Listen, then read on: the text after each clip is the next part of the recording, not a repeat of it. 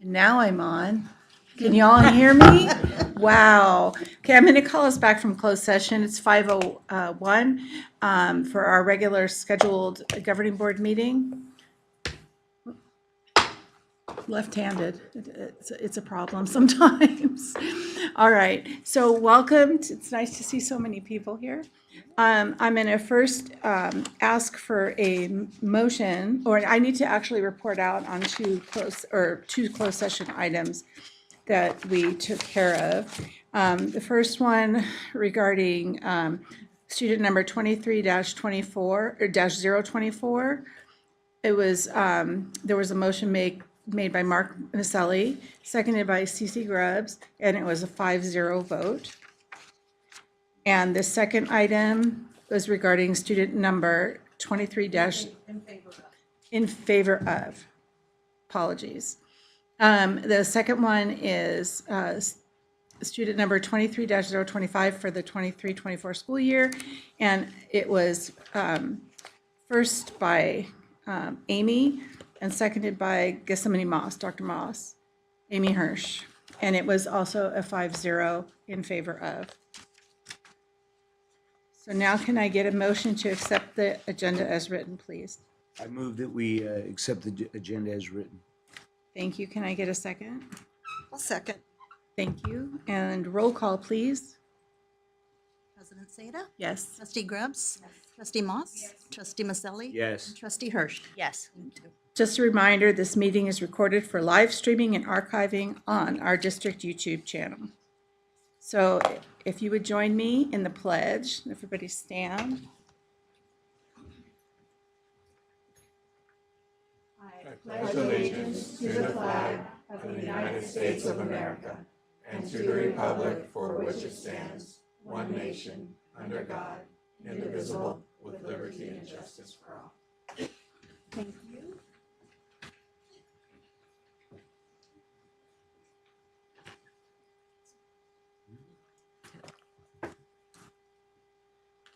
I kind of did that out of order. I'm sorry, but we already approved item number 7. The first up, I am going to turn this over to Dr. Wright for our highlight this evening. All right, good evening. Tonight's highlight is from Joe Henderson Elementary School. At this time, I would like to introduce Miss Lisa Sari.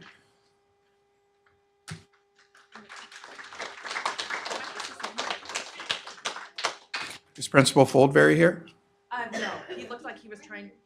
Do you see him? Oh, he was trying. Okay. Perfect timing. Principal Foldberry, you're up.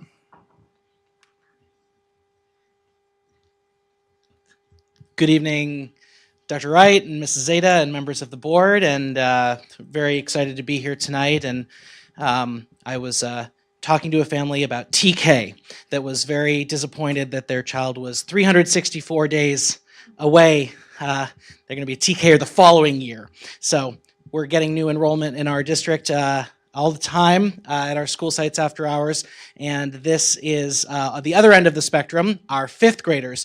Mrs. Sari, who I'll bring up here in just a moment, she was just here, is our classified staff employee of the year at Joe Henderson, and she's a fabulous librarian media tech for our students, but she wouldn't be nearly as credible if she didn't have 5th grade role models to do some of the heavy lifting in modeling for our younger students what the library can bring in terms of a love of reading and in terms of resources. So without further ado, Mrs. Sari, come on up with the Sari Squad.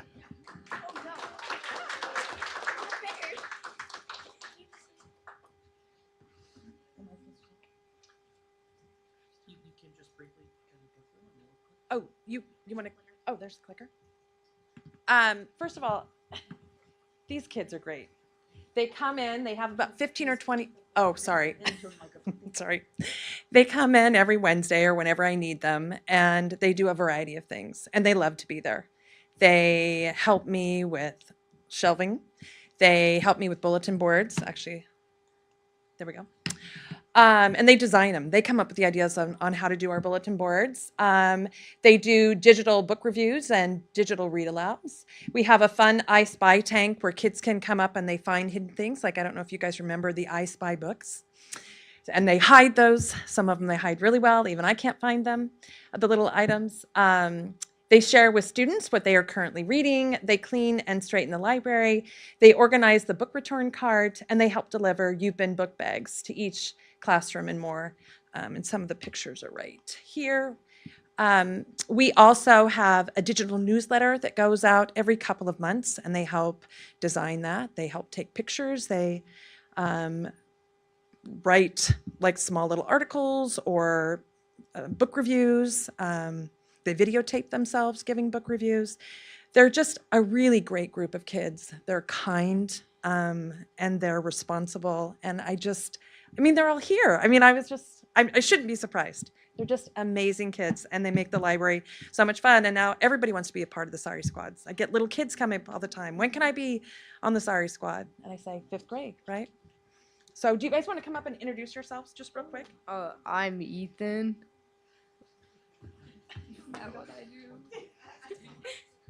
I'm Elena Erickson. Oh no. Wait, what do I say? Your name. Oh, I'm Vivian Keithlin. Vivian Keithlin. My name's Serena. I'm Riley Bender. I'm Erica Woodward. I'm Holly. Oh. I'm John.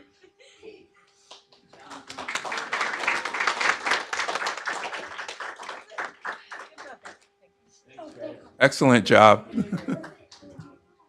Thank you very much for giving us the opportunity to honor Ms. Sari and the Sari Squad. Thank you also to a number of our 5th grade teachers and Henderson staff members who are here to support their students. And my apologies, Ms. Grubbs, December organizational meeting, you are board president, and I had addressed Ms. Zeta. So, Oh, no, I am. I'm You're good. I'm overcorrecting myself. So thank you again, all board members and Dr. Wright, for giving us this opportunity tonight. Thank you. And kids, I have to tell you, the kids that are in the audience and Miss Sorry, I was a librarian at an elementary school in Southern California, and I had a group of kids that did similar to what you guys. So I'm so glad that you've got this group to help you. It's good for them and it's good for you. It works both ways. So thanks for being there. Thank you, all of you. All right. So we're going to move on to our reports. Our student reports. Oh, yes, you may leave now. Goodbye. Bye. I know y'all want to get home. Wow. We'll wait just a second. All right. Student reports. I do not believe.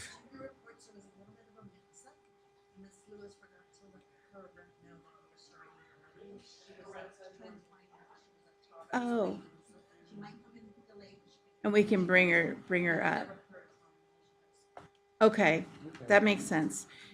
So we'll take care of that should that happen. So our student report, we're going to hold on. Next, we have our superintendent report, Dr. Wright. Good evening. Happy New Year. I'm going to start. I hope everyone had an outstanding MLK holiday. I had the opportunity or the privilege to attend the We Walk with Martin Profiles in Unity at the Benicia Library.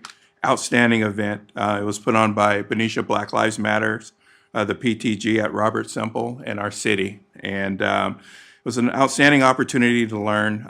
They introduced civil rights leaders from all walks of life, different racial, ethnicities, religious backgrounds, and it was a great educational experience for those that attended. So I want to thank them for inviting the community out. We had a professional learning day for our staff on Tuesday. I want to thank Stephanie Rice for putting that on. It takes a village to do it, and the Ed Services Department. We had an opportunity to focus on our LCAP. We were able to review data, provide essential feedback to help our district move forward. We focused on restorative practices, PBIS, understanding the adolescent brain, Some of our staff members received CPR training. It was just a great day overall, and the feedback was outstanding from our staff. So thank you, Ms. Rice and Ed Services Department. Highlighting diversity, equity, and inclusion on January 24th and 25th is Rosh Hashanah, and January 27th is International Holocaust Remembrance Day. January is also School Board Recognition Month. So I just want to take some time to acknowledge our school board members. I want to acknowledge and honor the service of our school board members. Trustees, you're a vital component of our organization and our community. Your role as a trustee is not always easy, as you are tasked with making decisions on complex issues during difficult circumstances, all to ensure our students thrive academically, physically, psychologically, and social-emotionally. Whether the decision at hand challenges your values or challenges the positions of others, it is clear that you put great thought and consideration into your actions. Your community advocacy and governance voice the values of our community and also model the democratic process that we fight to preserve. So thank you for your service, your leadership, your advocacy, and for a better Benicia Unified School District. We appreciate you. Thank you. I didn't even know there was such a thing. Did you? No, Did you? I didn't. Okay. Surprise. So surprise. That was really nice. That's greatly appreciated. Thank you. Okay, we're going to move on to board reports. Does anybody have anything to report out? I do. Right before the winter break, I got to go to Mary Farmer for their books and blankets. And I read to some fourth graders in Mrs. Estrada's class. And I have to say, it's always so much fun. And then to listen to the kids' questions, and they're so interested in what you're doing and where you're going and what the board does. And there was a little bit of thought about about public school funding, which is a huge interest of mine. So I was like, oh, well, you know. But anyway, that was it. It was a really fun time. I love going to Books and Blankets. Thank you. Thank you. Does anybody else have anything to report out? I do as well. I Okay. was at, I also went to Books and Blankets at Mary Farmer. It was awesome. I read to Mrs. Ingraham's TK class, and they are so little and sweet and adorable. So it was really nice. And it was great to see so many in our community come out. I know we had city council members there as well. I thought that was fabulous. And there you go. Thought it was great. After that, I went over to Robert Semple. They were having, I'm blanking on the name of it, but it was a multicultural holiday celebration. And I was asked to come help with the Hanukkah table. And it was packed with kids. And there were different stations from different cultures all around, set up around the room. And the kids all, Brick Space was also there. But the kids, they rotated through. And I don't know, it was amazing to me. They knew so much more about Hanukkah than, I mean, I had to think for a few minutes and be like, I hope I give them the right story here because I'm going to get called on it. They were very knowledgeable, and I thought it was really cool. We had an equity committee meeting, and I thought it was a really great start to give us a framework for the year in thinking through our goals. We had some help from the county, which I thought was a really great way to just help facilitate us. So instead of talking about doing things, I feel like we're going to do things in this half year. That was awesome. And then last night, Dr. Beatson, we were on an LCAP parent information session and feedback session.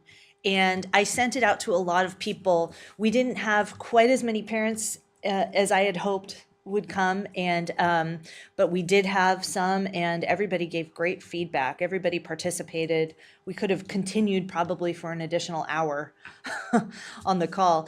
And I just, you know, in the community, I know the email went out for feedback on the LCAP. You know, with the budget, there are some decisions that have to be made, and I'm really hopeful that the community will give the feedback because this is just a great opportunity.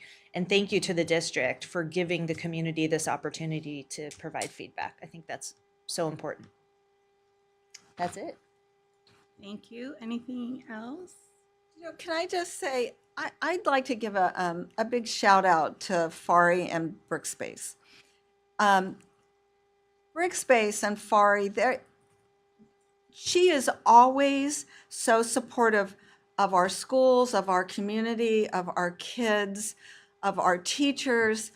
And I would really like to just honor her and say how appreciative we are of all the time you give and all the help you give. And you're so great. She's so gracious. Her staff is so gracious. She gives some of our students jobs, our older students. So I just want to say a big thank you to Fari for everything that you do. I agree. Thank you, Fari, and thanks everybody for sharing all the things that have been going on this past 6 weeks. So awesome. We're going to go and move on to item number 10, comments from members of the public. Do we have any? We do not have any. So just for future reference, all functions of the board meeting, including public comments, will take place in person. Members of the public may address the board at a regular meeting on any item within the board's jurisdiction. Speaker cards are available at the entrance table. Please note the item you wish to speak to and submit a card to the board secretary. The board president will call it open session general comments during the public comment item. Comments for items on the agenda will be called during that specific item. Comments are limited to no more than 3 minutes per speaker, or the board may limit the total time to 20 minutes per item, placed with the timer being placed on the screens. By law, no action may be taken or on any item given during public comment periods, and matters may be referred to staff for placement on a future agenda of the governing board. Please be reminded to keep your comments respectful, as students may be watching the board meeting. But we're going to move on to item number 11, approval of the consent calendar. Background information on these items is provided to the board prior to the meeting. A common motion takes place without discussion on roll call vote unless discussion of items is requested by a board member or members. So can I get a motion to accept the consent calendar as written, please? I'll move to approve the consent calendar as presented. Thank you. May I get a second? I'll second it. Thank you. Roll call, please. President Seda. Yes. Trustee Grabs. Yes. Trustee Moss. Yes. Trustee Maselli. Yes. And Trustee Hirsch. Yes. Now, as part of this item, we received 2 generous gifts, and I want to acknowledge these folks. First off, we received a $3,000 donation from Valero Benicia Refinery. So we thank you. You're always so generous to our school district, and it all goes back to the kids. So we really appreciate it. Thank you. And the next one was a check in the amount of $500 from Delgado Property Management, and I believe it had something to do with our wrestling program. So again, thank you both so much for giving, and we really appreciate it. And then also, under this, we have a resolution that I need to pull out and do a separate roll call for. Okay. So can I get a motion? It's item E. The same motion, so we're going to have the motion by Trustee Hirsch, seconded by Dr. Moss, and I'll go ahead and do the roll call. Okay. President Seda. Yes. Trustee Grubbs. Yes. Trustee Moss. Yes. Trustee Maselli. Yes. And Trustee Hirsch. Yes. Thank you. 12 are presentations and communication. Mr. Rayhill, you're up. Good evening. For your information tonight, I have very recent information from the state budget proposal, the governor's proposal for the state budget for the next fiscal year, which starts on July 1st, 2024. So we're got about 6 months left in this fiscal year. And as the governor does every budget cycle, he comes out in January with a governor's budget proposal for next fiscal year. So we're kind of riding out the rest of this fiscal year. We have about 6 months left. And then he is making his proposal, which goes through, the next 6 months through the state legislature, goes back to his desk for something for him to finally sign towards the end of June. This January proposal is just that. It's his proposal. He works with the state's Department of Finance. They report to the governor and they work together to come up with their budget numbers. And some highlights from that in the pocket budget that you have. The one page, it just is an attempt to show some highlights from the governor's budget proposal. Up at the top, you see state revenues, and you kind of track those from about 6 months ago, back when the 23-24 budget was enacted. What they do when they enact a budget, they look at basically 3 years at a time. So they look at the current budget year, and they go back 1 year, and they go forward 1 year. And so we are looking at 3 years of state revenues for last year, 22-23, current year, 23-24, and the budget coming up year of 24-25. And the governor and the Department of Finance has put together the governor's budget. We're really try to, we focus on 24-25, but what they do is they go back and they true up prior year and current year, and then they project out for the budget. So unfortunately, overall of those 3 years, state revenues are down by a material amount. If you look at those 3 columns over the 3 years, the revenues are down by $42.9 billion. So that's a really, really big reduction. And that obviously impacts what type of budget the governor puts together and proposes. And so below that section of the state revenues, off to the left is it's called Proposition 98. And that's a proposition that funds California schools. And there's a minimum amount that's guaranteed based on that proposition that was passed by the voters. And again, they look at 3 years. And back in June of 23, the enacted budget had those three budgeted amounts for the 3 years. And now the governor's come out with his proposal. And you can see in every year, either the prior years have been reduced down based on what's come in to the state funds, and then he's reducing the 24-25 budget by $2.5 million. And that's just based on what the current numbers are showing for revenues coming in. Because of the reduction in state revenues, the cost of living adjustment, commonly referred to as COLA, originally projected of just under 4%, is now in the governor's budget proposal less than 1% at 0.76% for next year, which is really, really small. If you were to compare the outer years for 25-26 and outward, those I think each one came down a little bit. I think 25-26 came down about 0.5%, and the other ones came down a little bit less than that.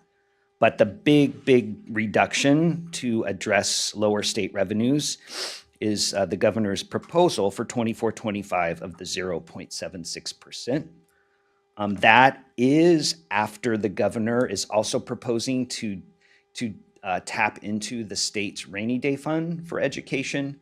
So the governor and the Department of Finance are incorporating the reduced state revenues and saying, well, we don't want to give even a bigger reduction to the COLA, and we'll tap into the state rainy day fund to help provide for that minimal 0.76 COLA.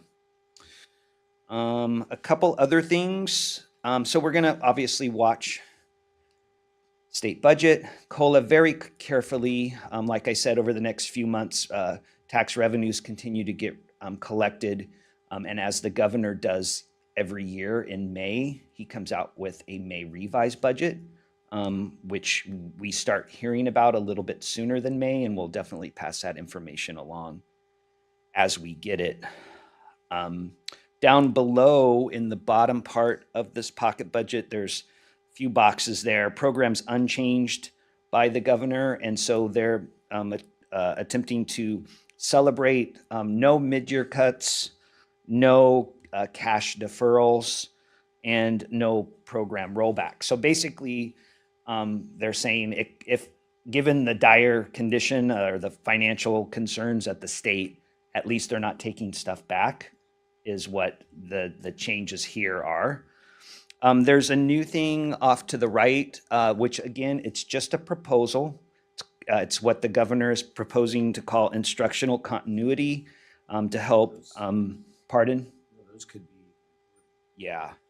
And so we'll monitor that. Again, it has to go through the budget process like everything else. We don't really have a whole lot of details besides what's provided there in the highlights here about offering some type of makeup time for kids that miss school, so that they can stay on track in their education program.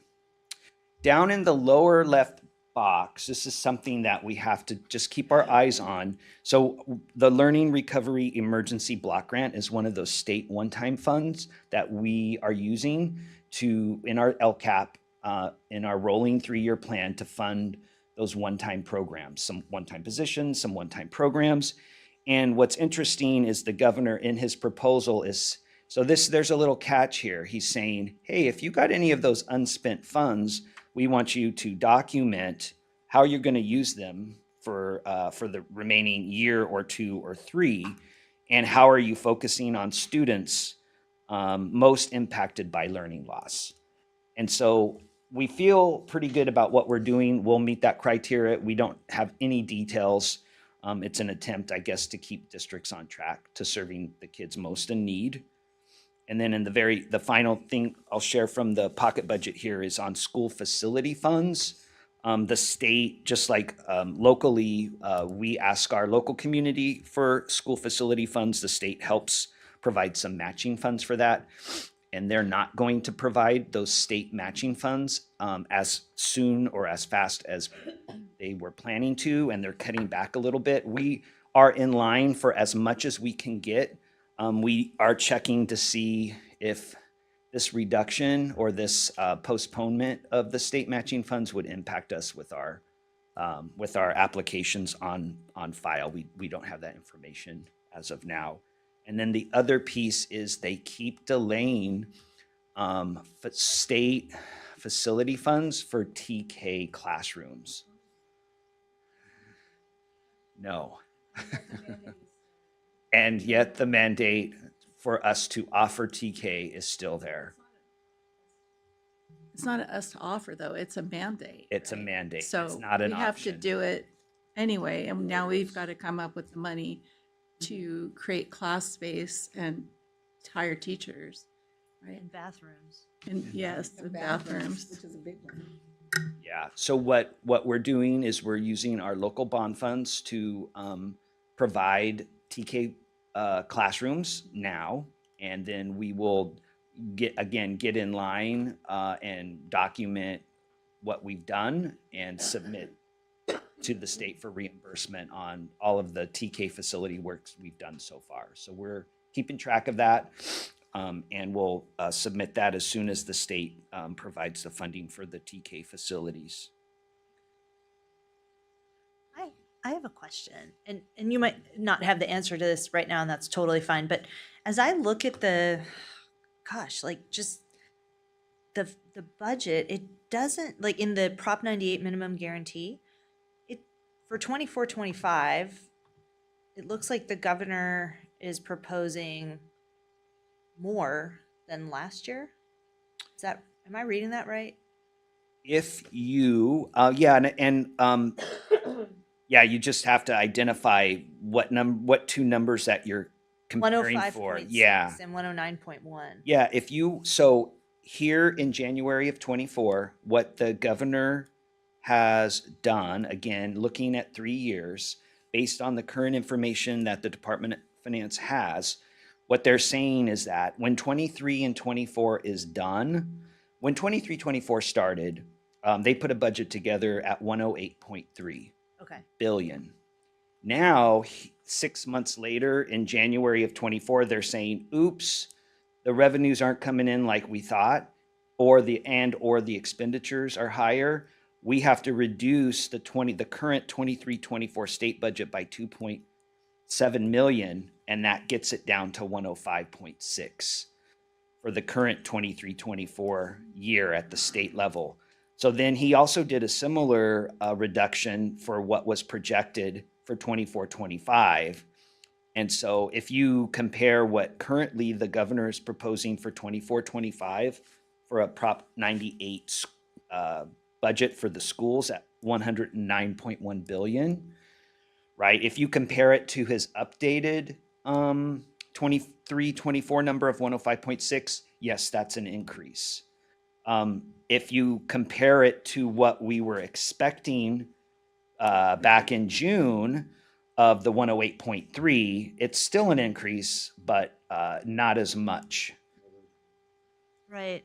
And then the COLA is 0.76, but he set the COLA at 8.5% last year. And He even though did. I don't know. And I know you don't have the answer. I'm just commenting. I don't get that. Yeah, I have a historical chart of COLAs. I'll bring that back, or I can send it out early, and I can also bring it back here to show you. It's kind of ups and downs, and highs and lows, and we are. And sometimes what you'll see is these peaks at the like the 822, and then you have this valley, and then it slowly starts to go back up, and then it goes back down again over several years. So what would be nice is a nice stable gradual increase, but we go on this up and down ride. Always have. Okay. Do we ever get more than the Prop 98 minimum guarantee? Sometimes we do, yeah. Sometimes the governor, in an effort, and the state, in an effort not to reduce funding to schools, will give some funds above the Prop 98 minimum. Yeah, I seem to remember at CSBA, and you might have heard them talking about how it's really important that school board trustees get out there and, lobby on behalf of the district to get in line for any extra money, because everybody's going to be trying to get extra money. Okay.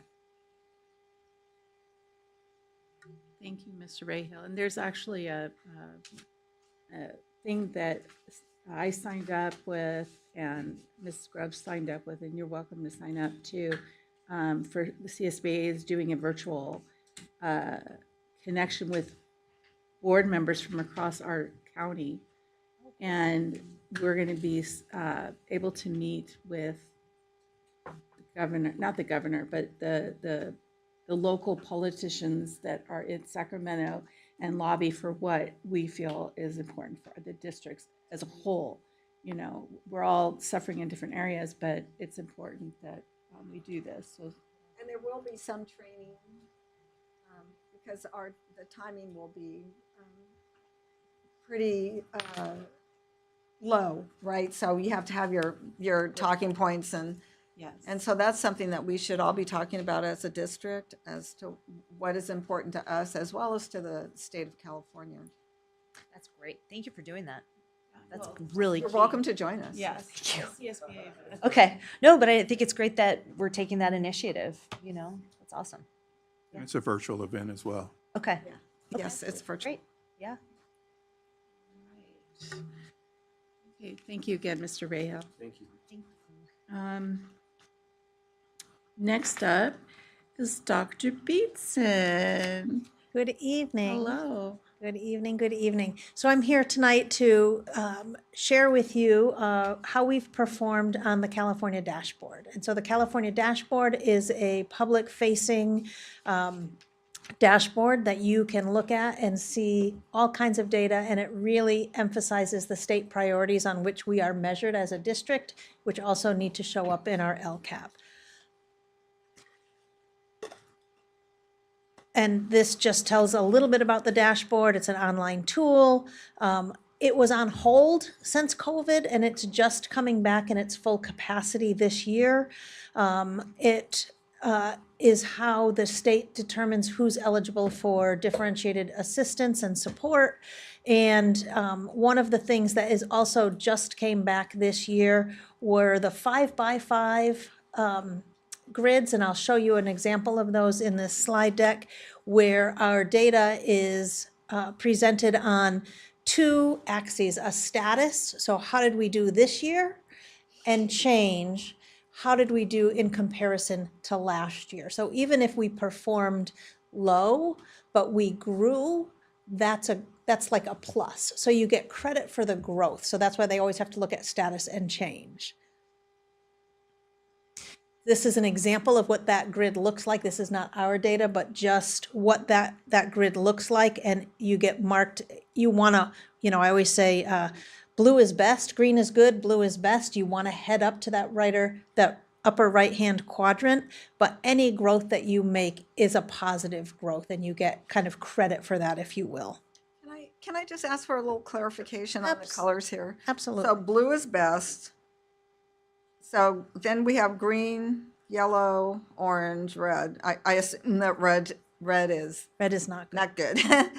Well, can you give me a definition of the other three? Sure. It would be almost like if you were thinking of exceed the standards would be blue. Okay. Meeting the standards would be green. Approaching the standards would be yellow, if we want to think about it in that term. Right? That makes sense to me. Far below.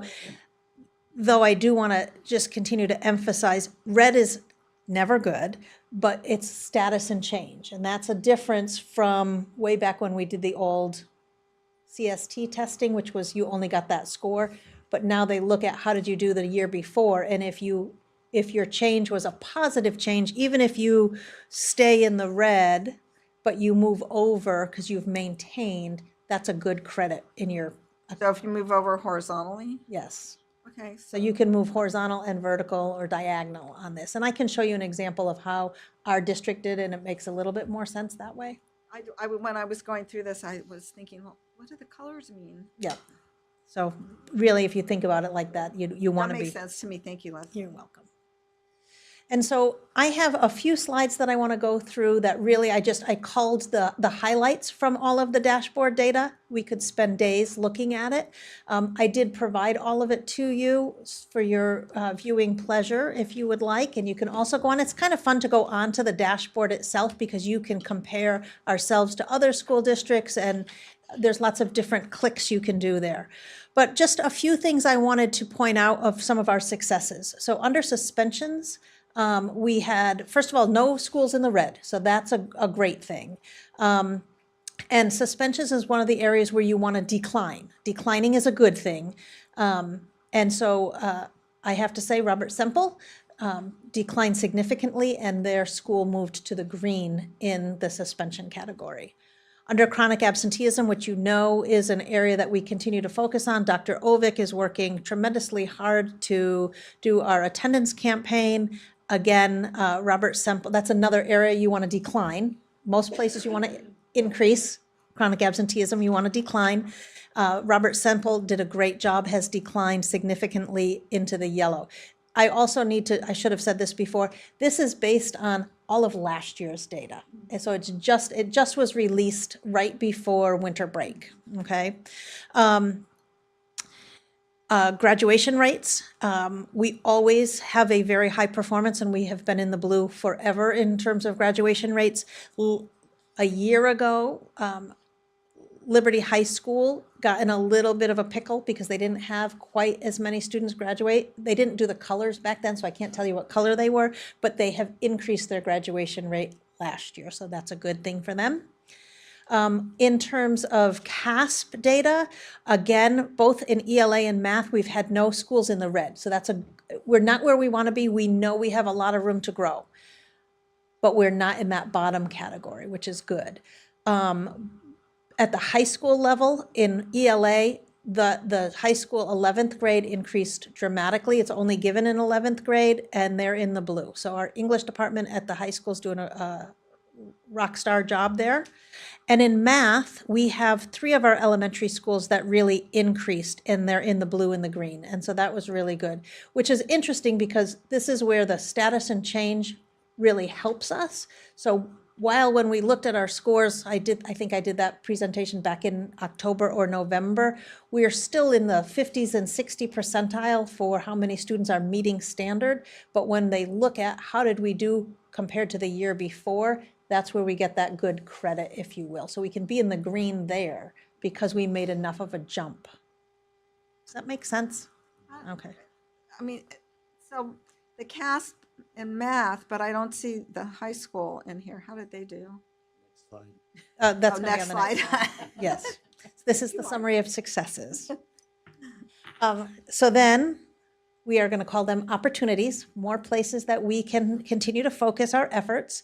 So overall suspensions we need to continue to look at. And that's, again, this is how did we do status and change for the past 2 school years? And so we're in orange. We've increased suspensions across the board. And in chronic absenteeism, we also know that that's an area of continued focus.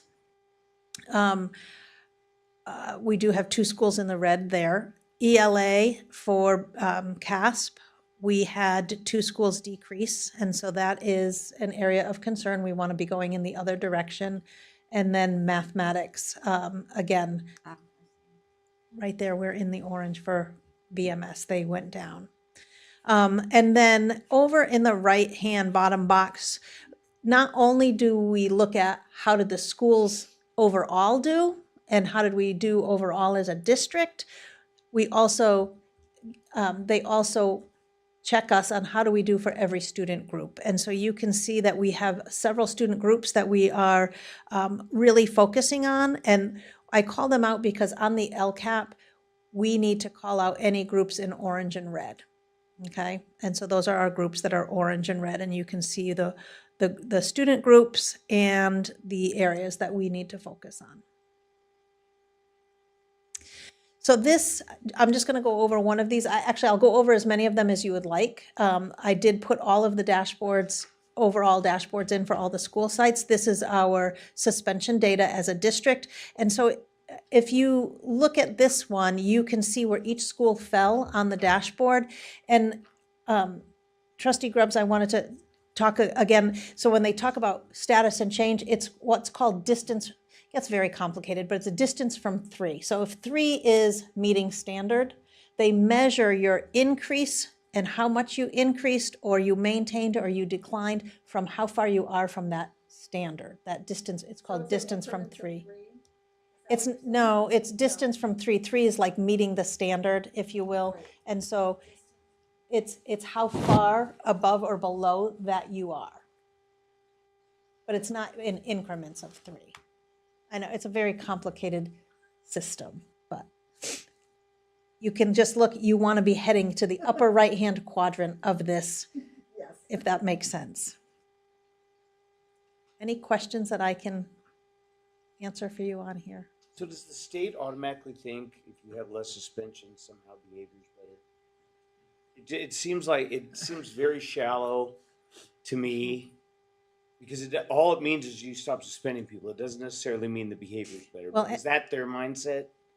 You know, they are changing how many, for what you can suspend students for. They really want districts to try what they call other means of correction. So how do we teach kids different behavior? Because one of the things that we do know is that suspension doesn't necessarily solve the issue. What it does do is it gives a break from the issue for the student and the school, but it doesn't typically change behavior.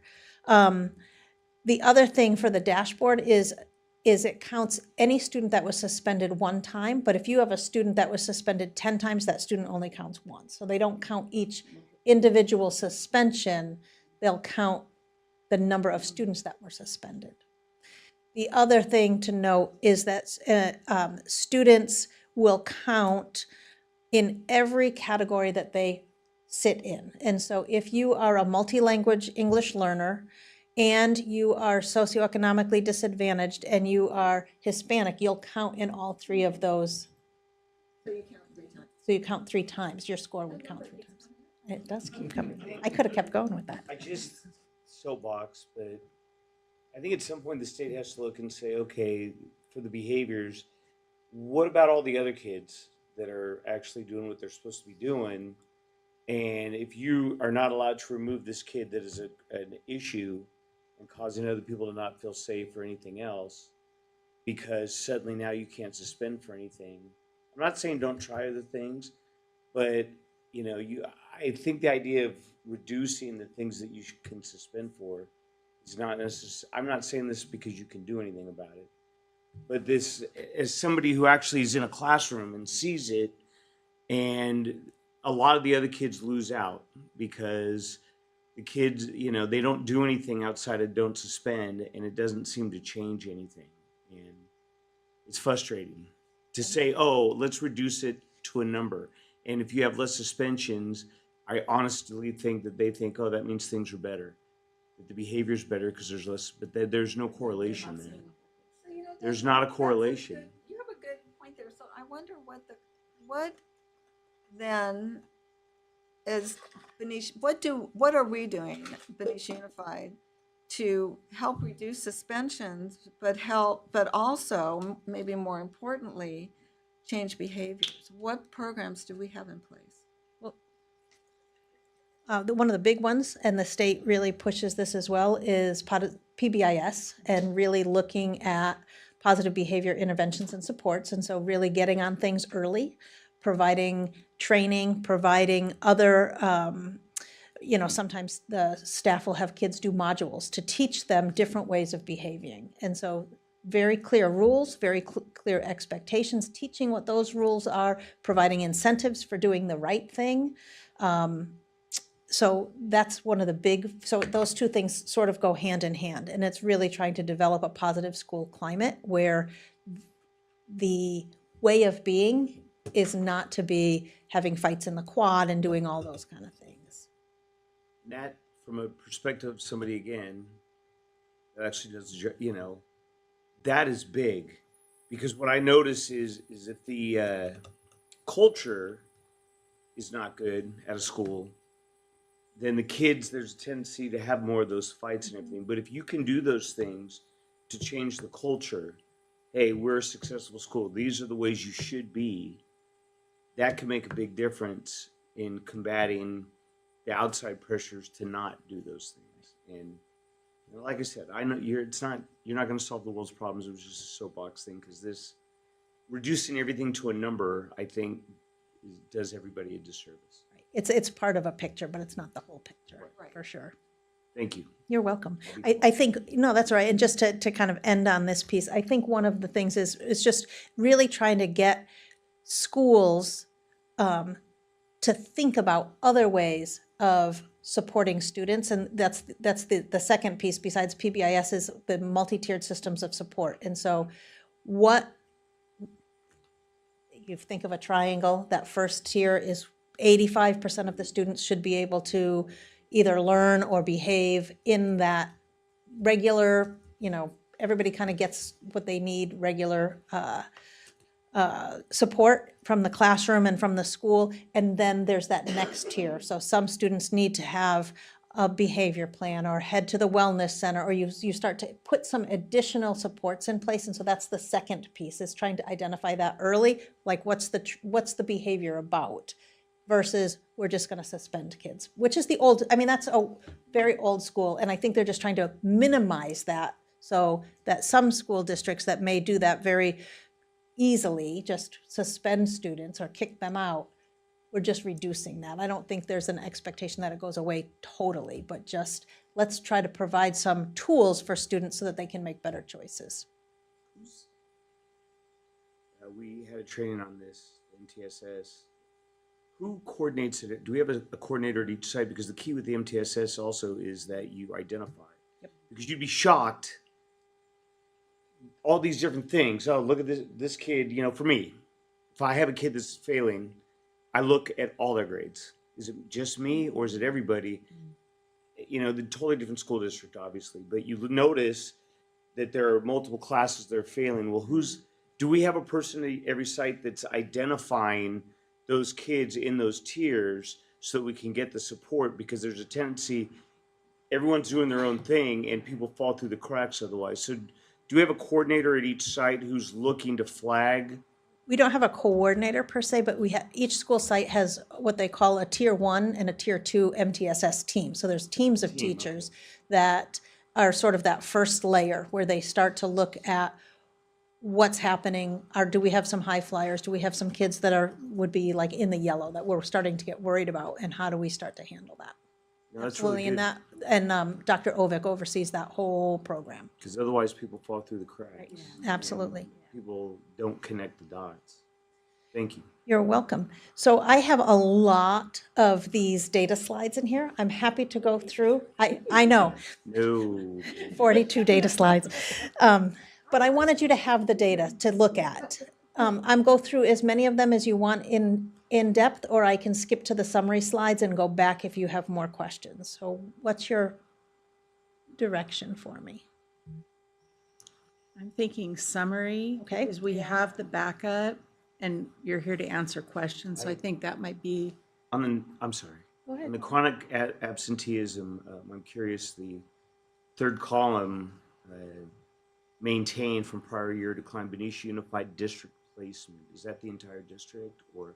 I was confused about the words district placement. Yeah, that's the entire district. So they look at where's our whole district placement. We maintained, so we still have very high chronic absenteeism, but we didn't go up a ton and we didn't go down a ton. We pretty much maintained. But then it will show where every school site is as well. And this is from last year. This is last year and as compared to the year before, yes. And we're gonna be better this Oh, coming. yeah, coming out every year out of COVID's better. So, does that Thank make you. sense? Any others that people have questions on? Okay, so I'm going to skip ahead. As you can see, there's a lot of them. These are really interesting ones where you can look at the student groups around every single priority and you can see kind of where they land in the colors. The good news for us, we get in trouble when we have a student group that has 2 reds. And we don't have any student groups right now that are showing up with 2 reds in 2 different priorities. That is true. And so I did want to just do a very quick report on NWEA, which is our local assessment that we give to all students in grades 1 through 8 in ELA and math. And then at the high school level, any students in math 1, 2, or 3, which is what we would say kind of your grade level math, take the NWEA, and any students in your ERWC English classes, 9, 10, 11, 12, which is your grade level English class, takes that. We don't give it to students in any of the AP classes because they do super well and there's no information that teachers can glean that really helps them know where to help students because they do very, very well. And we don't want students to take a test just to take a test.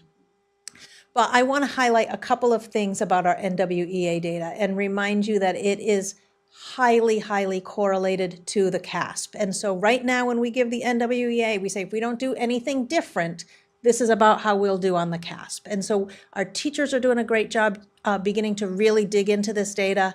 You can get down to the student level. It can tell you what standard or topic in, say, the math assessment they really struggled on and what you need to teach them next. And so that's a really great thing. But I just wanted to point out a couple things. In the top left box, as you know, our K-3 teachers are piloting a new ELA curriculum. There's one, like kindergarten at Farmer is piloting, so one grade level at each site. So each of the 4 elementary sites has one grade level doing the pilot. They showed significant improvement in their scores from both last year and their growth from this year. So we don't usually see that in a pilot because it's pretty short, but they're seeing tremendous growth there. At the Liberty High School, our 12th grade students really outperformed where their growth target was. And one of the reminders for NWEA is you get 2 scores. One is a growth target, so it's very personal. So I take the test in September, and then it tells me based on where you are, this is where you should be when you take it again in the winter. And so that's your personal growth, and they give you a target. they outperformed their target. They also do achievement, like are you meeting grade level standards? So there's two ways to look at that data. And then I think that one of the things I'm the most excited about is the math department at the middle school. They are piloting in 6th and 7th grade the updated CPM curriculum. I want to do a shout out to Christine Mitchell, who is one of our 6th grade math teachers, but she's also a trainer for CPM. And so this year she got a 20%, one period a day to do coaching with the rest of the team to help implement this curriculum.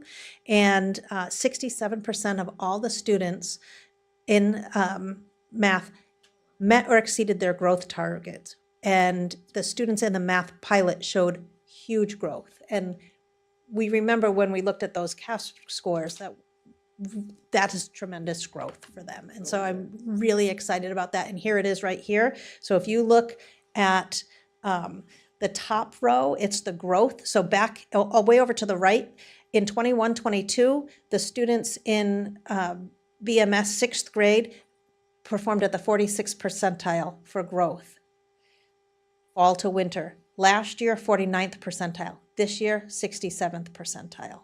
And then achievement is the next row. So they went from 45% to 55%. This year, 51% at or above grade level. That's in 6th grade. They only have 5 students in the red in the NWEA. Out of 6th grade. And then if you look at, and I'll just point out the bottom, well, the top as well. So you had 41st percentile for growth for 7th grade. This is the teachers that are piloting that curriculum. Now they're at 76th percentile. It's the 7th grade. And then again, 53% to 59%. So that very deliberate, conscious collaboration, coaching, teamwork, implementing this new curriculum is really making a difference. Curious on the growth. The NWEA, is there a formula it uses to decide how much each student should grow? I mean, what do they base your growth target on? Right. That's a great question. I don't have the answer for you tonight. It is it's actually a globally normed assessment. And so they must do some sort of formula about what the average growth is if you're performing here. But I don't know. Normed against, it's not going to be individually, oh, hey, you got to here. We think right. No, it everyone should get 5% Right. or 10. Okay. Yeah, no, That's what I it's figured. Thank you. You're welcome. Do we have any indication as to why it dropped from 55 to 51 in the student achievement winter? I don't know. Those are from 2 different years. What are you referencing? Oh, you're on the slide before on the 6th grade. Middle school? Yep, they went down a tiny bit. I'm on 23. It's a small drop. Yeah. But it's a drop. When we've went up so well. Right. Pivoted again. Dr. Beatson, did we use CPM before, and is this just an updated version? Yes. Do you know what's changed that's getting through? It seems like. I think they have more collaboration built in. The other thing that the teachers are doing that I think is part of this curriculum, but they're also bringing in this work on vertical surfaces. And so instead of students sitting individually and working out problems at their desk or even just collaborating this way, they all have whiteboards or whiteboard surfaces up around their room. And so the teachers will give problems and the students get up and they work in groups and they solve problems and they go around and look at how the students, so there's this, even just that, the physicality of being standing and working here and looking at how did you solve this and how did I solve this? And so there's a lot more of that explanation of multiple ways to get to the answer of a problem. I can give you a much better, or Ms. Rice can give you a much better, deeper dive, or we can have Christine Mitchell come and kind of talk about that too if you are interested. The one thing, Sherry, I was thinking about your question. If you looked at math 6th grade piloting, if you think about cohorts, I'm not saying it's the answer, but 22-23 and 23-24 are 2 different groups of kids, 6th graders. So when you're measuring, you don't know. If you were really to look at growth, you'd look at, okay, how'd they do as 5th graders versus 6th, the same Right. cohort. But since it's not really a drop, to me, it's not a drop, because that 22-23 might have just been a higher achieving cohort. 23-24 might have grown, but they might have started at a lower space. So I think people got to not look at that and say, oh, they dropped, because it's two different groups of kids. Yeah, and their growth is 67%, so they had tremendous growth. Just a thought, yeah. That's good. And then just a couple other pieces I want to highlight. So first grade at Robert Semple is doing the pilot for ELA curriculum, and their average achievement level on NWEA was 59%, higher than the district. And again, I'm shouting that out because oftentimes they're the underdogs, and I really want to highlight the good work that they're doing over there. Awesome. And then again, Matthew Turner is doing the second grade pilot, and you can again see, even if you just look at the achievement, 78% of the students met or exceeded the expected achievement level on NWEA this year, and they were in the 50s in the previous years. And the purpose for showing those was just to show pattern, right? So you've seen typically they're in the 40s for growth, they got 69% growth. 50s for achievement, they got 78% for achievement this year. So again, new curriculum, and implementing it with fidelity, lots of support and professional development around that. So that's good work by our teams. And I just want to, I'm going to skip these. These are the growth slides that you can see. So the just so you know how to read them, the orange triangle is where the expected growth was, and the blue box is what we actually did. So I'm going to skip through these. And then just quickly, last year, based on our performance, we were in support and assistance with the county, and they came in and they did some work with us. Based on our 2022 dashboard, we were eligible for this differentiated assistance. I don't know that we're going to be eligible this year. We might be out of it. We haven't gotten official word. But in order to be eligible, you have to meet student groups have to be in 2 different priority areas, as explained down below on this slide. And I don't see it when I look at our priority areas, but we haven't gotten official word yet. This is what we were in for last year, or that we focused on this year, really focusing on absenteeism, because knowing that when kids are here, the rest of the things increase as well. And then we also have a federal program, CSI and ATSI. I talked with you about this last year. So we are focusing on, again, chronic absenteeism, same areas, same groups of students, but it's the federal lens, which our county supports us in as well. So we're doing the same type of work for both of those. And then just, I'm not going to go through all of these, but what are we doing in response to this? Well, one was having our county office come and continue to work with our equity leadership team, really focusing on sense of belonging, attendance, because those types of things will make a difference in all of those areas. So that's a new one. I've gone through everything else that was in the blue last time I presented. The next slide, I wrote down, we're going to be bringing to you the K-3 curriculum for hopeful adoption in February.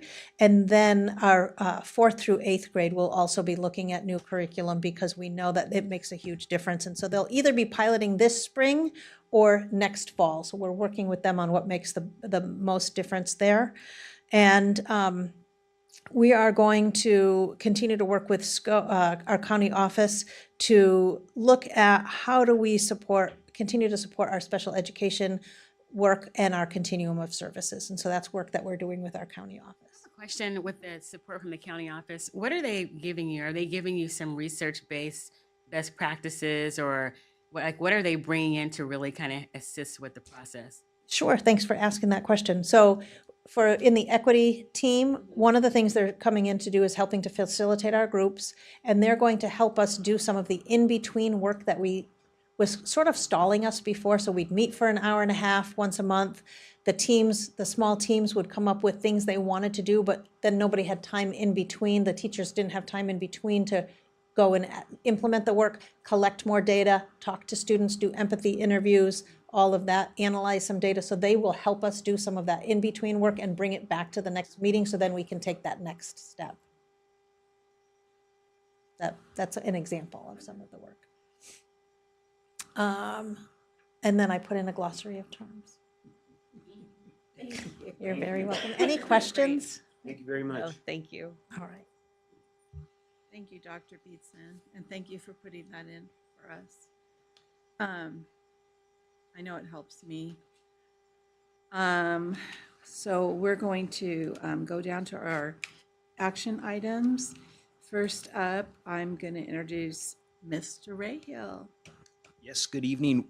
Tonight, we have an action item for you to approve both district audits. We have our regular full district audit, and then the second one is for our bond program.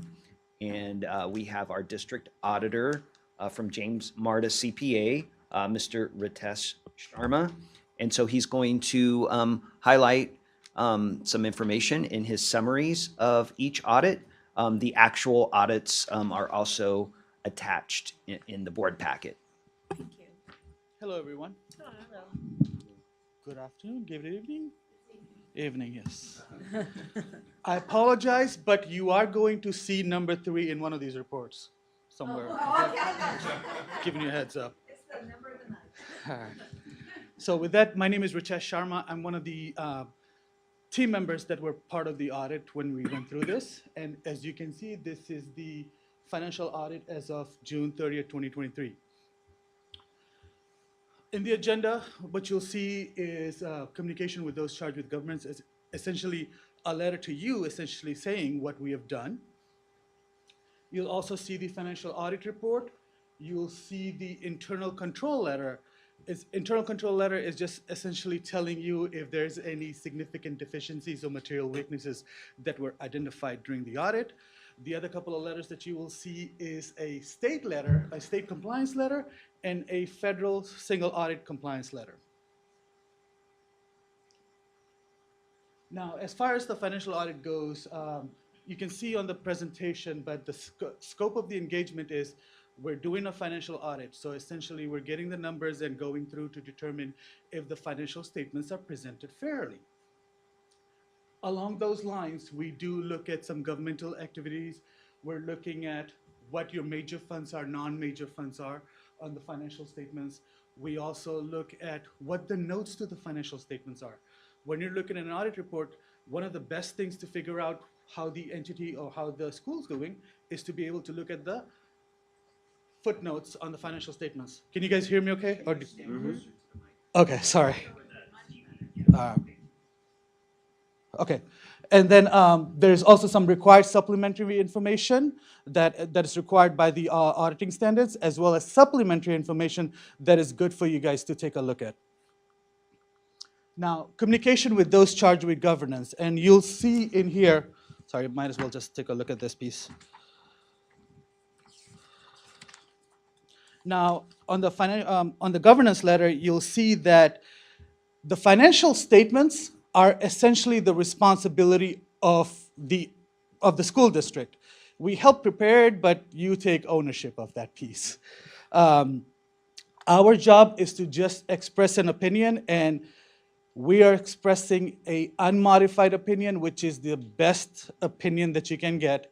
Anything else, you got to be looking at it really closely.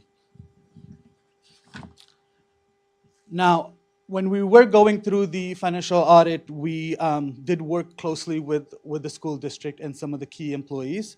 We were making some preliminary inquiries in terms of how the processes are working, what's being documented. We did do that in accordance with the scope of the audit as per our engagement letter. And we also discussed with management about when we were going to start doing it. We started doing our interim audit, which is before the year end, so that we could get a head start on looking at some of the transactions that have been processed and if they're meeting the control requirements that are being asked for. So we did talk about the timing, and we were able to do the timing component in line with what was set up. So reporting to you, There were no consultation with other management or accounting firms. There were no disagreements with the management team. And we also received a management representation letter, which is part of requirement for the auditing standards. It's essentially management stating that, hey, we provided you all the information, we've made everything aware to you so you can do the things that you need to do for the audit. The other part of the governance letter is the significant accounting policies. And this, whenever you're looking at a financial audit report, one of the biggest things is estimates or some type of management estimates that are associated with the financial statements. On school districts, collectability of receivables. What is owed to you and are they collectible? We did take a look at that. Then also you have net pension liability and the OPEB liability, the retirement liability. These have actuarial studies and therefore there are estimates associated that are essentially estimate judgments. So these are some of the significant accounting policies. Can you give me a quick second? I'm thirsty. Try not talking too fast.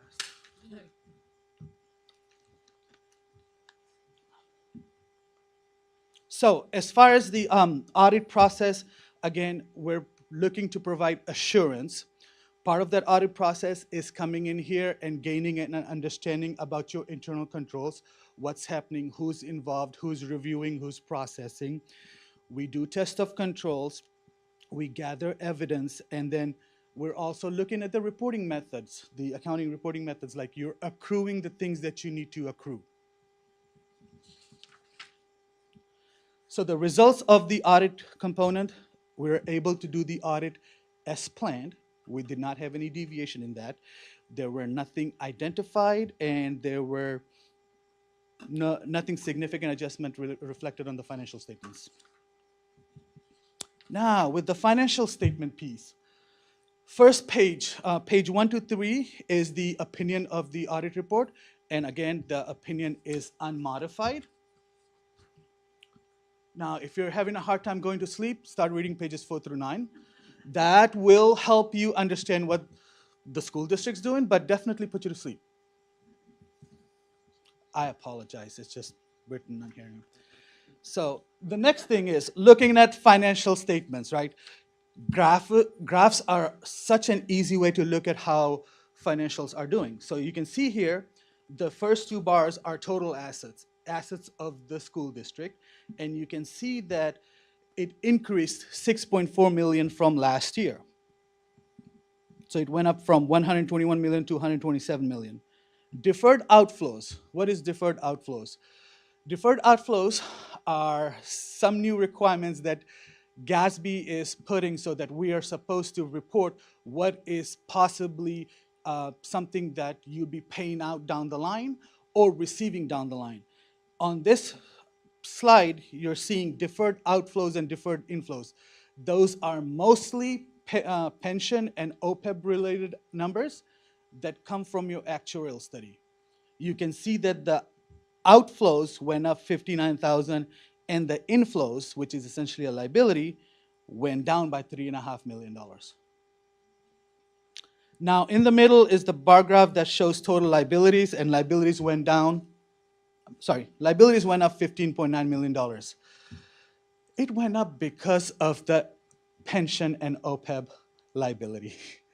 So pretty much what the actuary is stating, the actuary is looking at these numbers, and the actuary is telling us to telling the school district to record the financials using June 30th, 2022 data on June 30th, 2023 financials. So actuarial studies are always 12 months behind, and the numbers that are being reflected are always 12 months behind, but you're seeing that the liabilities did go up. And that's why the net position, which is the equity, went down. As we all know, the investment market has done better in the 2023 year. So the expectation would be that we're going to see less liability because you're going to have favorable investment developments. But that's again to be seen when we get the June 30th, 2023 actuarial report. That is a mouthful to say.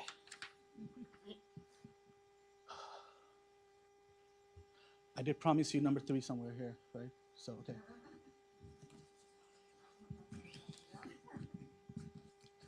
So with this, now you're seeing the blue boxes, and you can see that the total assets are at 127 million, which increased 6.4 million. It's mostly driven by capital assets from the Measure S bond. Deferred outflows again increased, and that's due to actuarial changes.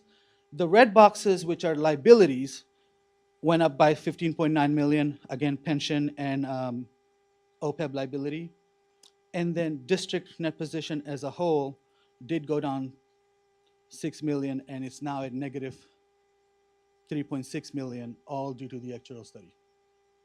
Any questions on this? You are happy with the number of 3s here, right?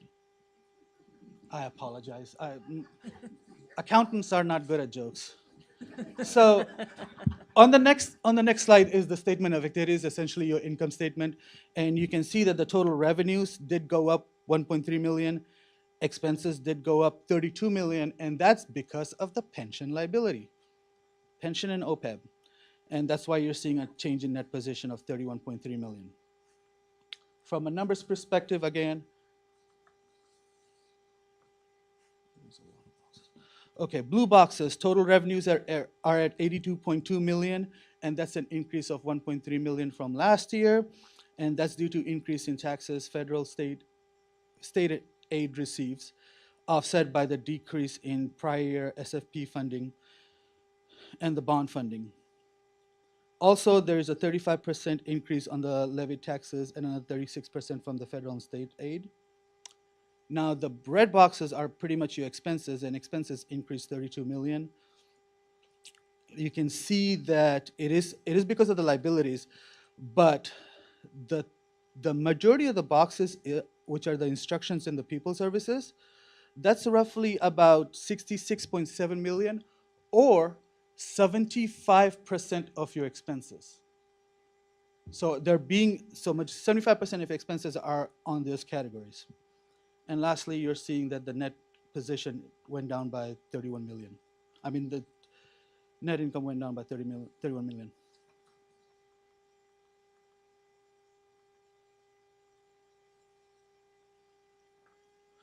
Okay, here, this is the general revenues, and you can see the blue graph, which somehow it changed, but okay, LCFF funding is about 72% of the entire revenues, and that's roughly about 47.8 million.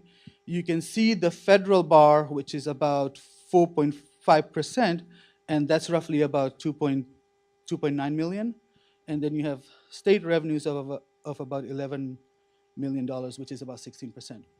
The thing that I want to point out is that the LCFF funding is at roughly about 72, 73%, okay? So if you're looking at that, the next slide is looking at expenses. The big bar, the blue bar, is the certified salaries, certificated salaries, and that's roughly about 27 million. Classified salary is orange, and it's about 16%, so about 9.4 million. And the benefits related to personnel is roughly about 15.7 million. All combined is roughly about 86% of your expenses. So LCSF funding is about 73%, and then personnel cost is about 86%. Alrighty, financial trends. One of the good things about the audit report is this page right here.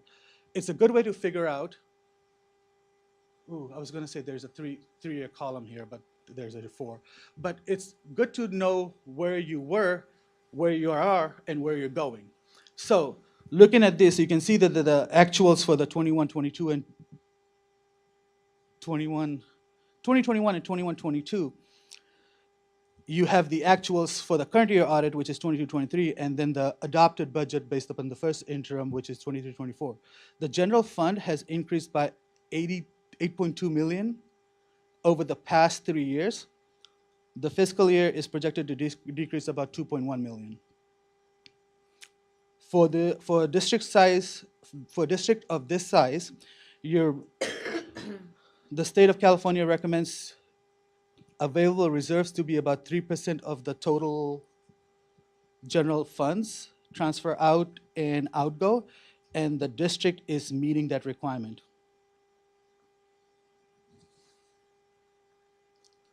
The other thing that I wanted to point out was you can see the ADA going down over time from 4.4 million down, 4.4 thousand down to almost 4,083. From a graph perspective, you can see historically the ADA going down, and that's just something to be aware of as you're going through this process. Now, getting away from the numbers, the 3 letters that we are issuing are the state controller's report, which is essentially saying that there is no finding of non-compliance issue. We're also issuing a significant deficiency letter, internal control letter, without any deficiencies or material weaknesses. And the other thing that we're issuing is the federal compliance report with no findings. And doing the testing on the single audit, we're seeing that the requirements are being met. All in all, you're seeing that the net position did decrease by 6 million. The district is ongoing projects are being funded until the funds are being spent down. And then we'd like to thank Tim Rahill and the district staff on getting the audit done. Any questions on this audit? Thank you. Any questions? No. Thank you so much for being here and sitting through the rest of our meeting. We appreciate it. This is my first time and I loved it. Thank you so much, and thank you, Mr. Rahill. I know it's a lot of work, and thanks to the rest of the staff that helped provide the numbers. Awesome job. We're segueing into the bond audit. Yes. Oh, well, you're not going anywhere, so welcome back. Thank you. I did such a good job that you just wanted me to be done. Yes. Right? So just going through the bond audit, and again, the bond has been around since 2015. There were a couple of series of issues. So I'll just go through. The first couple of slides is just discussing when the bond was issued. But again, from a governance letter perspective, we are meeting the deadline as required. The planning items were discussed. All those things were met, so I'm just going to go through this piece directly to the number piece. Opinion letter. Okay, so you'll see that the balance sheet for the bond is showing $6 million of assets. Accounts payable, which is essentially warrants that need to be paid at the end of the year that hasn't been paid, that's about $4.3 million, leaving a restricted net position of fund balance of about $1.8 million. I did want to mention that there was a slight change in the bond report that was issued, and it's partly due to us noticing that there was a bond drawdown that was transferred over from the general fund into the building fund to pay the claims, and the report that was initially issued didn't show that line item, so we went back and revised it to show that. So what you're seeing on the presentation is essentially $83,000 of revenues, and that's strictly the interest earnings on the cash that's available. About $8.6 million to pay out all the claims towards the bond, and then the transfers of $1.6 million leading to a net position of $1.8 million.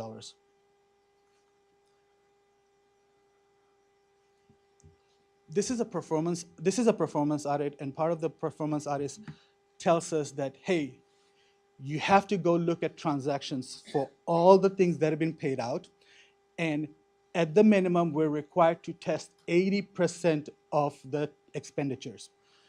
So when we went through and did this, we tested more than 80% to meet the requirement.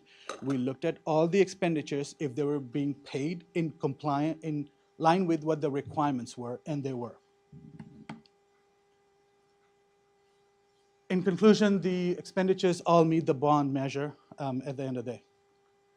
And with that, there were no matters to be reported on the bond performance report, and there were no findings on the internal control letter. Any questions? Thank you. I'm looking at my team, our team. Nothing? Okay, great. Again, thank you. Thank you for being here as Mr. Sharma. Thank you. Thank you very much. And you're welcome to take off at this point if you would like. Thank you very much. So, thank you. All right, so, Do we need to approve those? yes. Yeah, we need to approve those. Yes. So, let me see. Does someone want to make a motion Do we have to do them separately? separate? I would think so. No? It's all together? Okay. I would like to move that we approve the audits in 13A. Okay, thank on our you. agenda. May I get a second? I'll second it. Thank you. Roll call, please. President Zeta, Yes. Trustee Grubbs, Yes. Trustee Moss, Yes. Trustee Maselli, Yes. and Trustee Hirsch. Yes. Thank you, guys. Thank you. Thank you. Okay, next, item B, consideration and approval of the updated expanded learning opportunity program. Dr. Beatson. Sure. Good evening again. This is just an updated plan. So a couple of years ago, you approved the ELOP, the Expanded Learning Opportunities Program, which is the state-funded required extra 3 hours a day for our TK to sixth grade students, and we had some grace period when this first came out, and so we hadn't expanded it all the way through sixth grade. We started at the elementary school. We have now expanded it to sixth grade, and so this updated plan, nothing has changed except we've changed it to include the sixth grade students. And so we want to post the most updated one back on our website. And so, Thank you. I hear a motion I was coming. about to. I move that we approve the updated expanding learning opportunity program. I'll second. Thank you, thank you. Roll call, please, Ms. Martinez? President Zeta, Yes. Trustee Grubbs, Yes. Trustee Moss, Trustee Maselli, Yes. and Trustee Hirsch. Yes. All right. Now we are going to Dr. Gill. Did you want to say something or? Yes? Okay. Dr. Gill. Good evening. So this is a request to approve provisional intern permit, multiple subject for Lindsay Hasseng. She has been, will be employed at Sample School as a fifth grade teacher from January 19th through January 7th, 2024. And Ms. Hasseng will be serving students in the fifth grade and will be employed on the basis of provisional internship permit. Does anybody have any questions? Okay, who would like to put a motion in? I'll move that we approve the provisional intern permit for at Robert Temple. Thank you. Can I get a second, I'll please? second. Thank you. Roll call, Ms. Martinez? President Zeta, Yes. Trustee Grubbs, Yes. Trustee Moss, Trustee Maselli, Yes. and Trustee Hirsch. Yes. All right. Thanks, guys. The last item on our agenda is consideration and approval of and adoption of the recommended California School Board Association board policy updates for September and October 2023. Dr. Wright. Yes, these are CSBA recommended policy updates. We brought them forward for initial review on December 12th, and we're bringing them back for action this evening. Thank you. Did anybody have any questions regarding this? I just had a comment. I was just happy to see the October updates included something that we learned a lot about at CSBA, which is the updates to non-discrimination now with library materials. So, you know, I know that that's probably, I think our libraries have done quite a lot of work in updating all of our materials. But, you know, as we move forward, at CSBA, the kind of the tone was, you got to double check it. So as you double check it, you know, just encourage the district to do that and just ensure that our library reflects all that is Benicia. Yeah. Exactly. Anybody else have a comment or question? All right, then, can I get a motion, please? I'll move that we approve the adoption of the California School Board Association recommended September 2023 and October 2023 special update packet policies, updates as presented. Thank you. May I get a second? I second it. Thank you. Roll call, please. President Zeta. Of course, yes. Trustee Grubbs. Yes. Trustee Moss. Yes. Trustee Maselli. Yes. And Trustee Hirsch. Yes. Thank you. That brings us to the end of our meeting this evening. Our next regular governing board meeting will take place on February 1st, 2023. We'll see you then. Have a good couple weeks. Thank you.